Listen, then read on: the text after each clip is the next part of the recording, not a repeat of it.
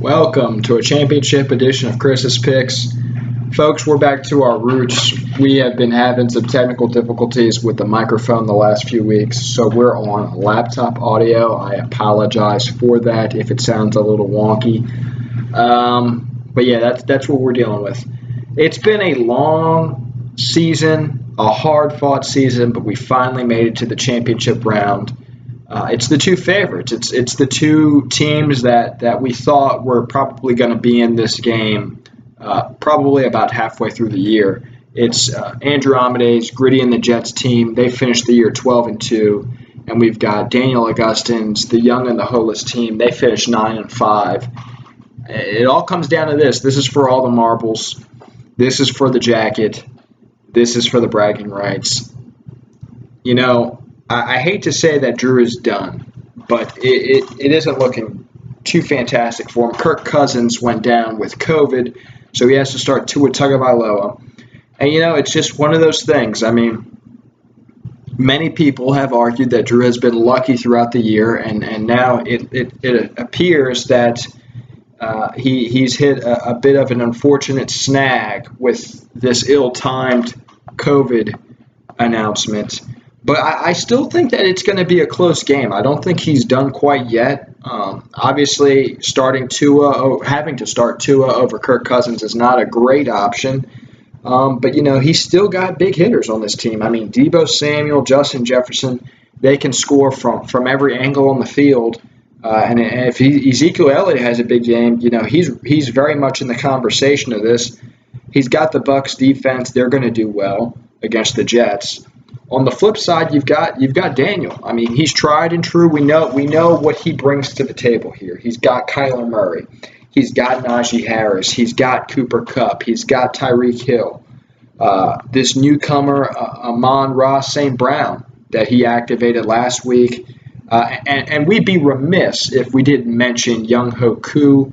Yes, that's right. Younghoe Koo is in the starting lineup. He is looking to really make a name for himself and earn that championship ring. And so I do think that Daniel's going to edge this one out. I do think it's going to be close.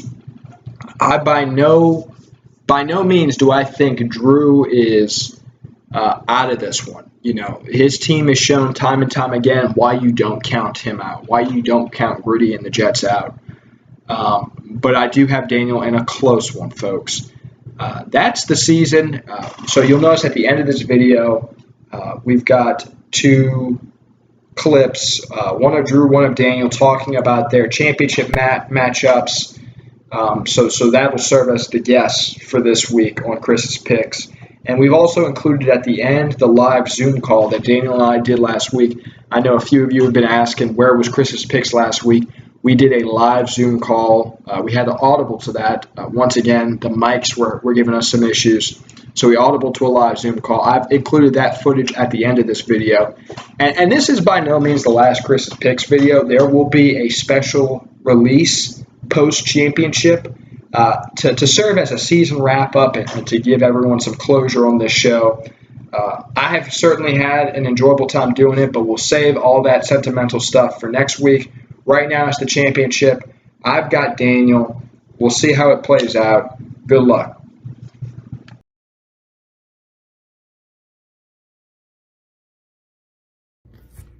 What's up, friends and followers of Chris's Picks? This is Andrew Amade, CEO and manager of Gritty and the Jets, coming to you live after practice today. You know, we're just gearing up for this championship weekend against Daniel. He's going to be a good opponent. We know we faced him earlier in the year, and we took him down, but he was a little banged up, so we're expecting nothing but the best from him. I'm really excited for this matchup. You know, we're just going to do what we've always been doing and ride our receivers, hopefully, with big games and take home the championship jacket. But we'll see. Monday night, I think it's going to come down to that. Najee Harris versus Deontay Johnson, so we shall see.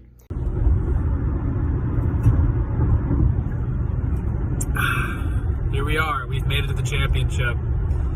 Final week against the dreaded commissioner. You know, I've been rooting for myself this entire time, and I think we're going to continue with that trend. I've got the Young and the Holeless beating Gritty and the Jets by, I'm projected to win by a good bit. I'm gonna say 10 again this time. And making a special appearance for this last game is going to be the Young Ho Koo is now in my starting lineup. Shout out to Big Lease for driving on our way back now from Tennessee. Looking forward to seeing you guys soon.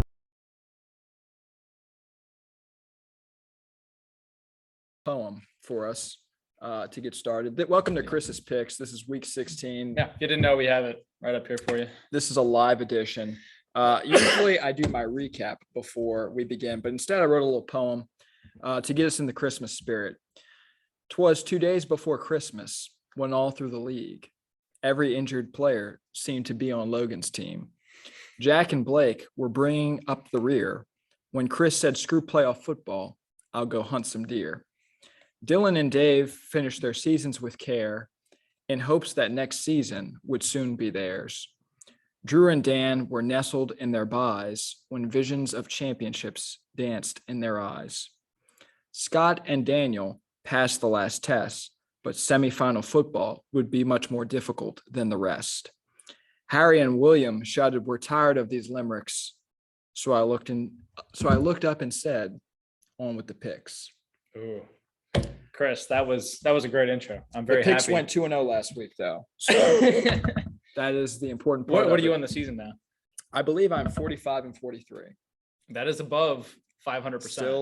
Still above 500, and I plan to finish that way, sir. All right. But yeah, so this is a live edition of Chris's Picks. We're throwing out the softball question, partly because all of this setup is Daniel. I mean, I feel like I'm in the presence of Marty Scorsese. Scorsese. Yeah, Yeah. that makes sense. Yeah. Yeah. It actually, I know you can't see the background, but it does feel like a studio in here. It It's does. very nice. For those of you who are joining us, we are in Michael J. Armelin's math classroom right now because I knew that he had a tripod to set up for a camera. Shout out to Mickey J. Yeah. Yeah. So we've got that. We've got a little bit more professional mic than just the casual computer mic. Harry, your This is mic's courtesy of the Campus Ministry podcast. There you which go. I have been a part of. Check it out. 10-minute break podcast. They are not yet a sponsor. Daniel, do you have a song that you want to do? I do. I've been working on this for a really long time. The tune just kind of came to me when I was in the shower. I wanted to play something for y'all and for Chris on, having me on Chris's Picks, and this will be one of the last ones of the year. Welcome, friends, to Chris's Picks. Something like that, right?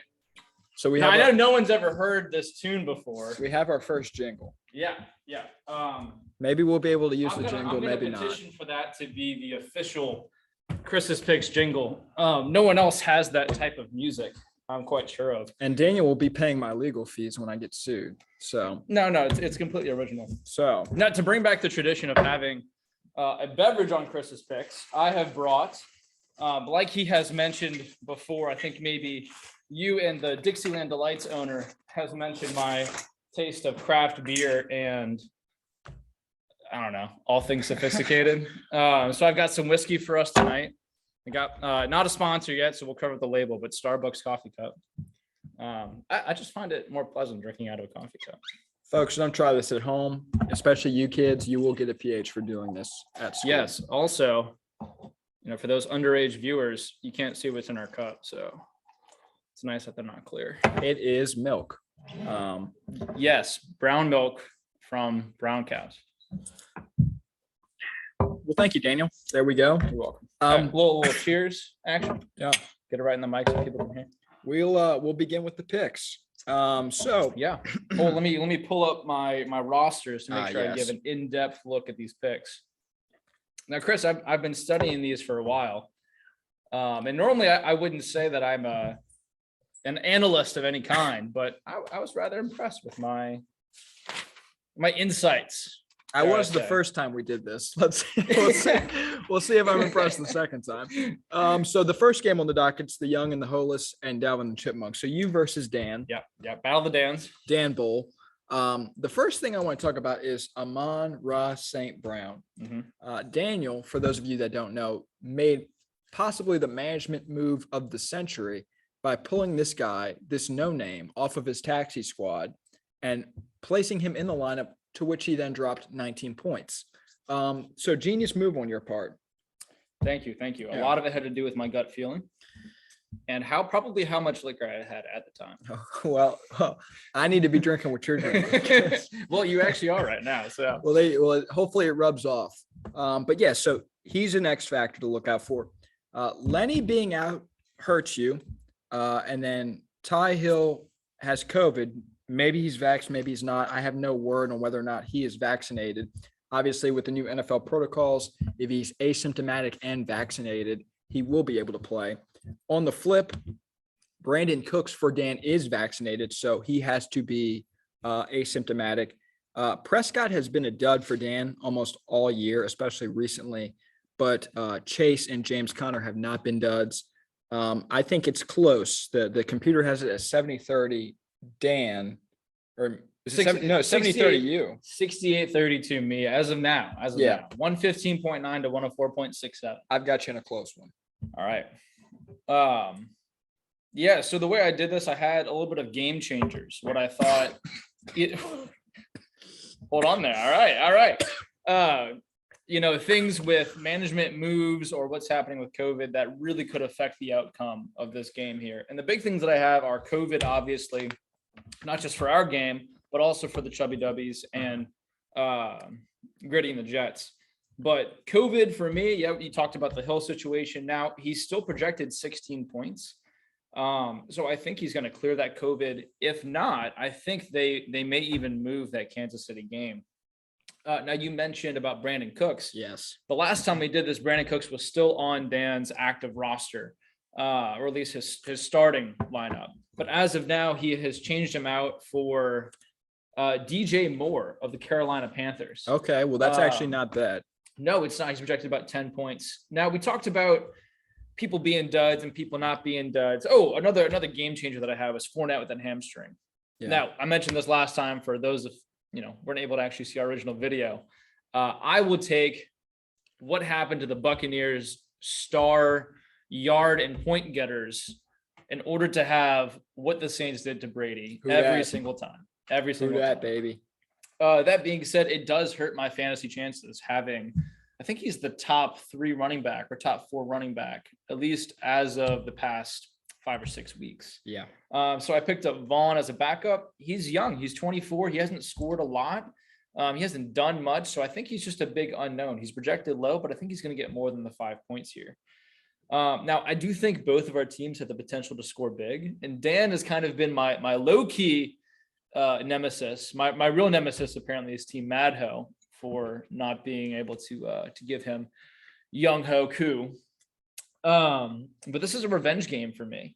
But yeah, like I said, I think both teams have the opportunity to score big. Both Murray and Prescott are very similar style quarterbacks where they can get yards in the air and on the ground, but not much production as of late. Dak and Murray are both projected 23 and 22 respectively. That is a very plausible number right there. Well, for Murray, not so much Dak. Dak sucks. This is the opinion of my co-host here. Now, he has put up, the first game he put up 27 points. He has had another 26-point game, but who really knows? I mean, they're playing Washington, the football team, which I guess they're going to keep that name. I don't know. Not sure. But my money is on Cooper Kupp and Tyreek Hill if he is healthy to have breakout games. And I have me winning by about 10 points. Now, one thing I did look into for Murray's chances of having a breakout game is they're playing the Colts. Now, the Colts have a great offense, obviously, with Taylor. But they allowed 468 yards to the Jets. Yeah. To the Jets. So I think Arizona's got a big chance right here. Well, there you have it. We both have you. And for those of you that want to make a serious amount of money, take your entire life savings, go to Vegas and bet on Daniel in this game. I guarantee you will not lose. Yeah, I will also be betting on Daniel in this game. Daniel will win this game, folks. Moving right along, plowing ahead, Gritty and the Jets versus the Chubby Dubbies. So here we go, Drew and Scott. The computers as of yesterday, had this one pretty close. It was a 50-50 split yesterday. Yeah, now Drew has been knocked down a whole like 0.3 points here. Oh, wow. So Scott has the edge by Wow. 2%, according to the stats. Wow. According to the made up stats. Yeah, These and projections are pretty much the made up. projections are useless. Yeah. So anyways, Scott doesn't actually have Jalen Hurts starting now, does he? He does. He does. He didn't but Cousins yesterday. is no longer questionable, which was the questionable because of injury or because of whether or not he would actually play well. I'm not sure. Yeah, that's a good point. Cousins played pretty poorly last week. Jalen Hurts is a very good fantasy football quarterback. He's an awful franchise quarterback, but that's not what wins you the jacket. It's all about being a good fantasy quarterback. That is what Jalen Hurts is. Kelsey is vaccinated, but he, again, needs to be asymptomatic. I hate to see that this game come down to our runny nose, whether Kelsey has a runny nose or not, but that very well may be the world we live in, thanks to the current administration. Odell Beckham has been a roller coaster ride, but Keenan Allen has been solid. So that's Scott's story. On the flip side, Zeke has been playing tough, but here's the thing. He's playing a Washington football team that is pretty good on run defense this year. In fact, they played 2 weeks ago, and Zeke only had 8 points scored in the total game. As we mentioned earlier, Cousins had an awful game, but could definitely find himself throwing the football a lot against the Rams. He could find himself in a shootout. Obviously, Jefferson is what he is. He's a great football player. He will score a lot of points. I hate to say this, but I've got to go with my head and not my heart here. My heart tells me the Chubby Dubbies, but unfortunately, I've got Gritty and the Jets. I've got Drew in the championship next week. All right. Well, we've got the COVID situation also for this game as well. Now, Chris mentioned he would hate for this game to be decided by a runny nose. My suggestion to Kelsey is that if his nose is running, he should probably catch it. That is the only advice I think I'm equipped to give. That being said, I looked at this game, and I think both of these teams also have another ability to have breakout games. Drew's got Elliott, Samuel, and Jefferson. Scott's got Jalen Hurts, again, a great fantasy quarterback, maybe not a good franchise quarterback. Kelsey, and then I kind of have a Chubb / Beckham, because both of them can have breakout games, but I think it's going to be one or the other. You have a Chubb? I do. A Nick Chubb. Actually, I don't even have Nick Chubb. Scott does. Scott's the one with the Chubb. But I think Beckham, he's gotten fewer targets and thus fewer yards because of just the overhaul by my man, Cooper Kupp, the #1 fantasy wide receiver in the league. So I think Chubb could have a breakout game. And if he doesn't, though, I think that hurts Scott's chances. Now, let's remember, too, Drew has only 2 losses, but one of those losses is to Jack. That's true. So the potential to be destroyed here is high. It's very high. I suppose. The potential is everywhere. It's all the there, stats yes. on here are just potential. Yeah. But that being said, I have Scott winning by 15 Okay. points. I'm Wow. putting down hard numbers. I'm Wow. putting down Vegas numbers here. He's calling his shot. 15 points with a breakout by Jalen and Kelsey. And I think Kirk Cousins is going to lay an egg. I think Elliott's not going to get the 15 points that he's projected. I think Jefferson will still be good. And I don't think the Buccaneers are going to get 10.9 points against Carolina. I just don't. Wow. So Daniel has Scott. I have by Scott 15. in a larger margin of victory than the Battle of the Bands. Wow. Folks, that is, you're the first guest on here to actually give me specific final score spreads, I would say. Yeah. 10 points for you and Dan. Yeah, I think it stems from an unbridled confidence that comes from nowhere. Maybe it's the whiskey. It could be. That is probably the place where it comes from. This man writes an award-winning jingle and thinks he can take on the world, which is truly remarkable. Daniel, I don't know if you've got any final words to say. I don't know if you want to throw it to some Q&A if we still have members watching, but the floor is yours right now. Yeah, well, last time we did this, which was yesterday. We did this yesterday. We kind of did a review of the season, at least for my team. And at the time of the draft, everyone was gathered at the Marty B, and I was at home with 5 screaming kids in the background. You were trying to hold on to my sanity. And as I was looking at the draft picks, I thought, wow, this is going to be a terrible first year, maybe a second, third year contender. But I think I was very, very lucky. Not in my picks. I think I was very confident in my Cooper Kupp, Tyreek Hill. I did get lucky with Fournette, but the injuries. Yeah. With you've been very star running backs mainly getting injured and my players really being okay, that helped me out a lot. Yeah, it is. It does come down to injuries. And I did tell this to you yesterday. I'll say it to you again. I did tell two people in this league, Scott and William. I told them after the draft, there were only two teams that I really didn't like. One was Blake's team. I didn't like Blake's team. And I'm sure he'll text me about his disdain for me mentioning that. But I also didn't like Daniel's team. I said I really didn't like Daniel's team too well. I didn't think the players gelled well together. I thought there was going to be some locker room drama. But you've clearly united this program. You've united this franchise under one message. And here they are, semifinal football, 2 weeks left in the year. They're still playing. Yeah, we're here. And we're here to win it. Yeah. I mean, he's the fan favorite to win this thing. So, we'll see what happens. But, that's the way life goes sometimes. As a wise man once said, when life hands you lemons, it's a box of chocolates. I believe that was Tom Hanks.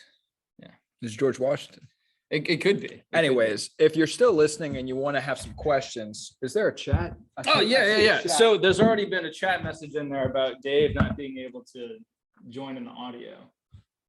What is this? But what we're going to do is we're going to allow people to come on here. Let's see. Long-time listener. Oh, this is from the Dixieland Delights. Okay. Long-time listener, first-time caller. Just wanted to get y'all's early prediction on who is going to win the championship next year and who will finish last. Oh, this is a good writing question. Chris, you want to take this first? Yeah. So I think that the favorite for next year has got to be David Bell. I think Patrick Mahomes is going to have a fantastic year next year. This was like a sophomore slump. I guess it's a senior year slump, depending on how many years you count him being in the league. But I think Dave will absolutely have an inside track to this thing. And to be quite frank with you, William, I know you wrote in the question. I think that you have a really solid team as well. You caught a lot of tough breaks this year. I think last place for next year, I think it's going to be Blake, and that's not just me trying to put asses in the seats. I mean, I do think that Blake's got one of the weaker rosters out here. I do think Jack's roster is actually okay. I think Blake's got a lot of serious problems. So I think Blake's going to be the favorite to finish last next year. Daniel? I was trying to quickly look through the teams right here. A lot of times I go with my gut and I go with my liquor as well. And I would really, I'll tell you who I would like to see win and who I think will win. Who I like to see win would be Logan Hornung because of how awful an amount of luck that he had with injuries. Yeah, he had some tough breaks. I think he's got some good players on that bench. They've just never been healthy. And I think it would be a pretty good comeback story. Now, who do I think is going to win? I think it's a toss-up between two people. I think it's between Dave and Dan. I think they both have really strong teams. I think the guys that they have are at least moderately young. You mentioned Mahomes. I think they have a chance to really be big scorers each week. Now, who do I think will finish last?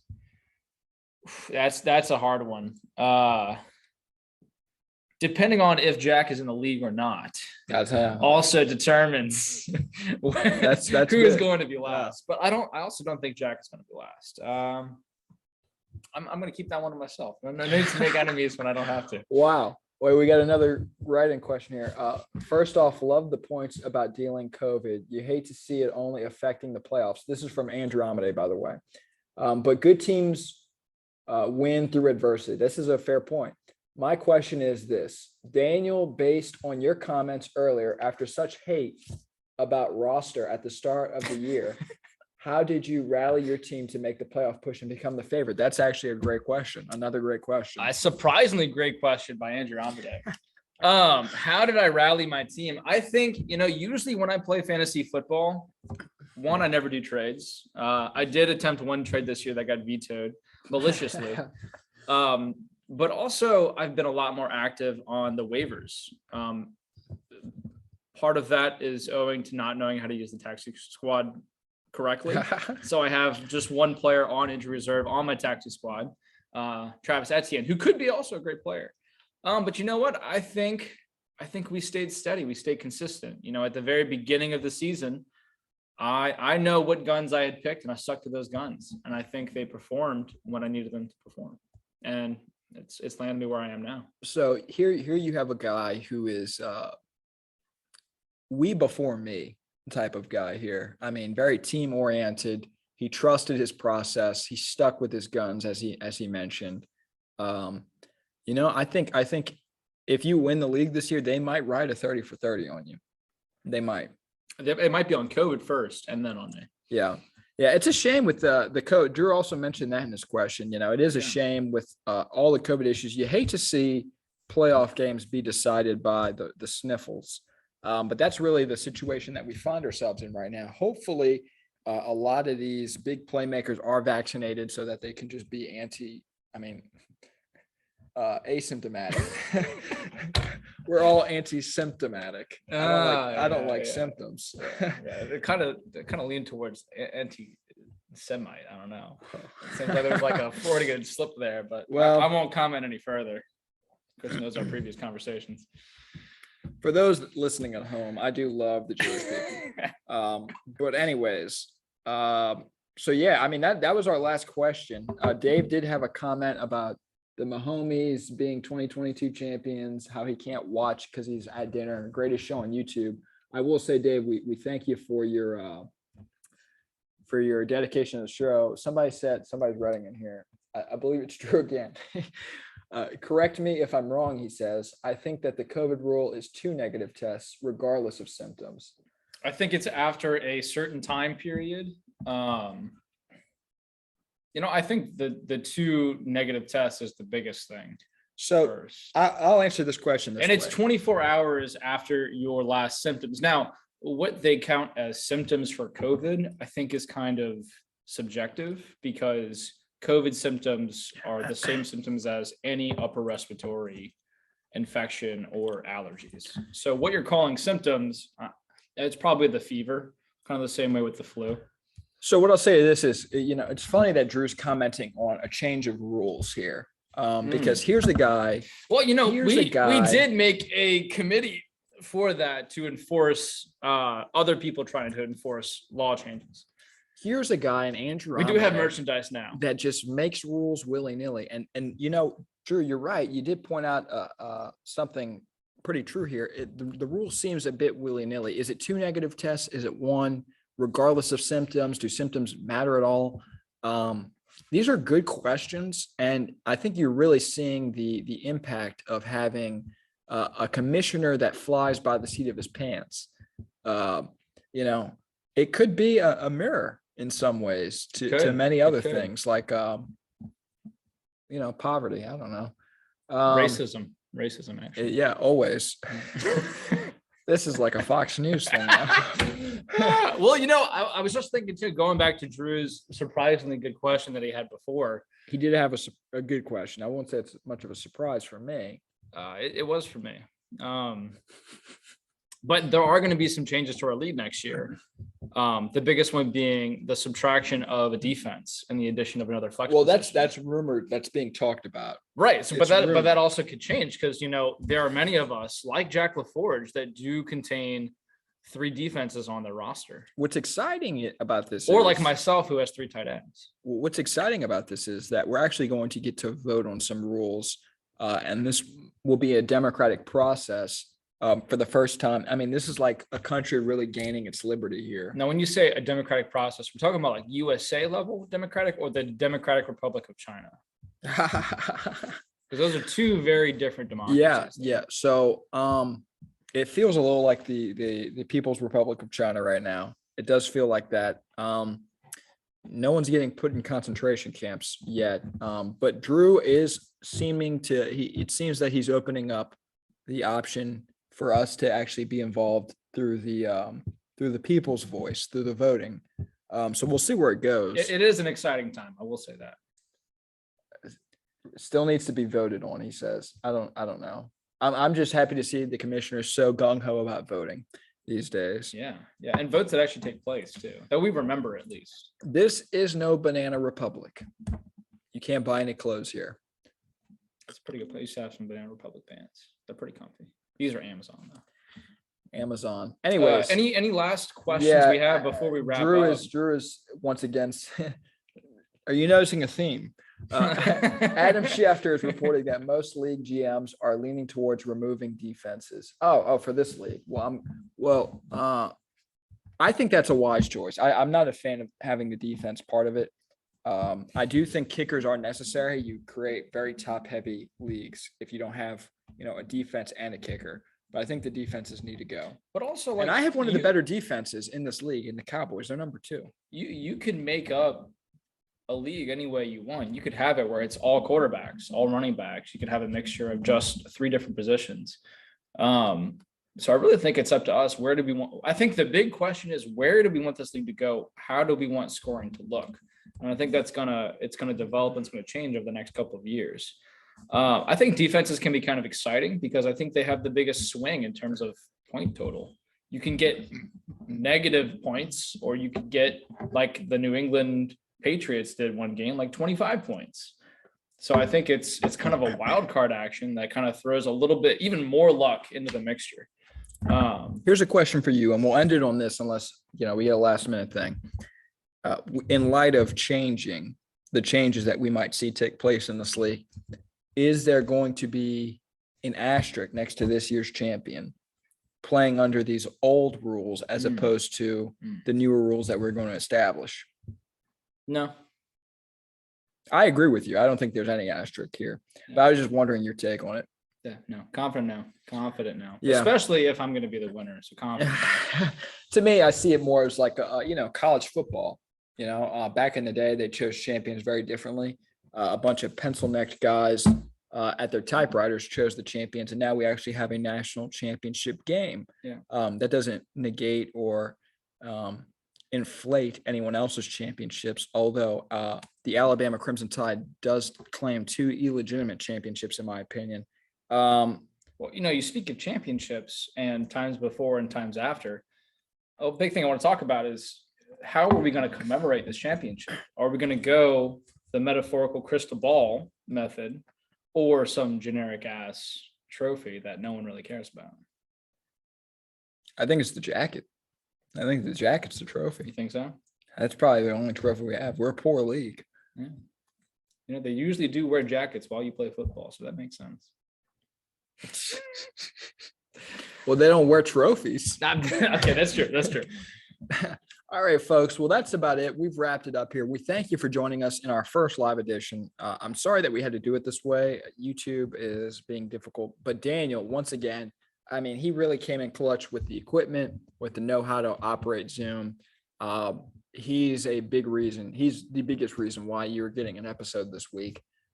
So we thank him for being on the show, but we thank you for having us. We hope you have a very Merry Christmas. Please remember the reason for the season. It's to win football game. No, I'm kidding.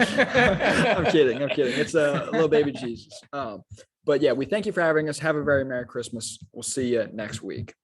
See you, fellas.